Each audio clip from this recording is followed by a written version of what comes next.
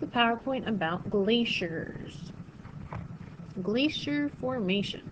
A glacier is a huge mass of moving ice and is a powerful agent of erosion.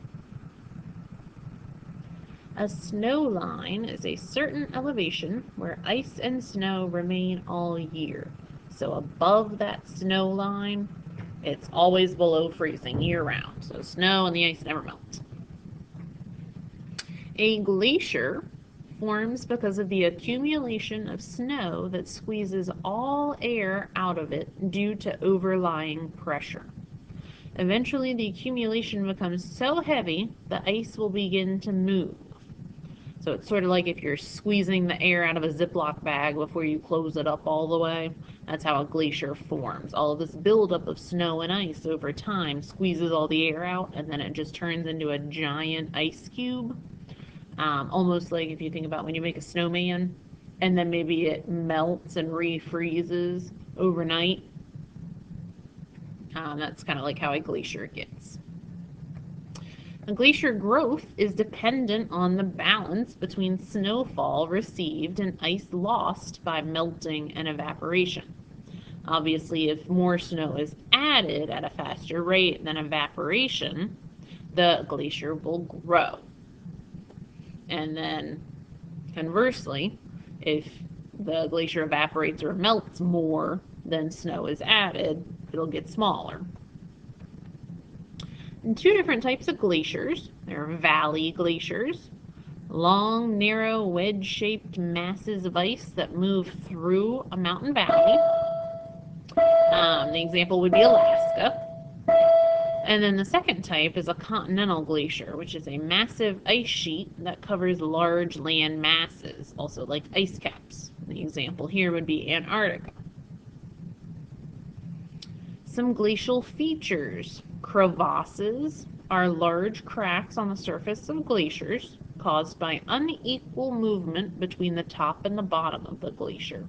So basically, probably the top is moving perhaps faster than the bottom, and then it sort of splits itself to try to balance itself out. Icebergs are large blocks of ice that fall off ice shelves into the ocean. So when you think about the Titanic, that was a giant piece of ice attached to a shelf further up north, and then the Titanic ran into it. Ice caps are large blocks of ice that cover mountaintops. That's where the name comes from. It's ice on the top. When you think about a cap, you wear a cap on your head. Ice cap. And then here's a picture of what's called a glacial tongue. This is a glacier right here. And doesn't it sort of look like somebody sticking their tongue out? Landforms. Mass movements of glaciers create landforms through the process of erosion. After glaciers have melted, they leave behind glacial deposits of sediment and debris. And you can tell that a glacier's been through a certain area based on that sediment that's been left behind. And you can see evidence, sometimes scratches, on rock underneath where the glacier passed. A glacial horn. Ice carves a mountain, leaving a peak with at least 3 sides. So if it has 3 sides and it sticks up, it could be what's called a glacial horn. Glacial lakes. Land areas gouged out by the movement of glaciers. The example are the Great Lakes. As glaciers began to retreat and melt, they filled the Great Lakes with water.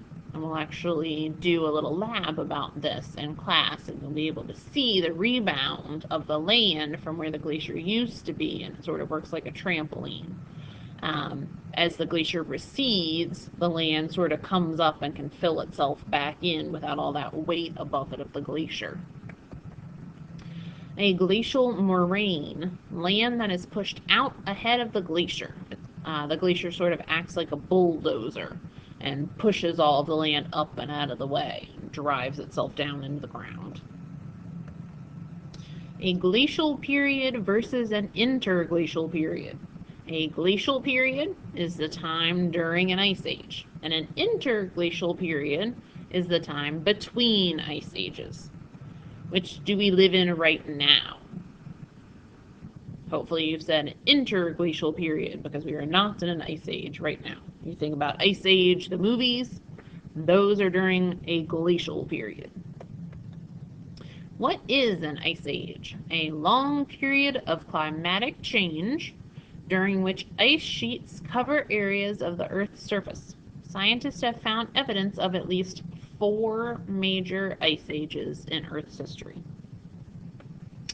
The last ice age began about 2 million years ago, and the ice sheet began to retreat about 18,000 years ago. So between 2 million years ago and 18,000 years ago, we had an ice age. The onset of an ice age begins with a decrease in average temperature and an increase in snowfall. The more snow, obviously, the bigger the glacier can grow.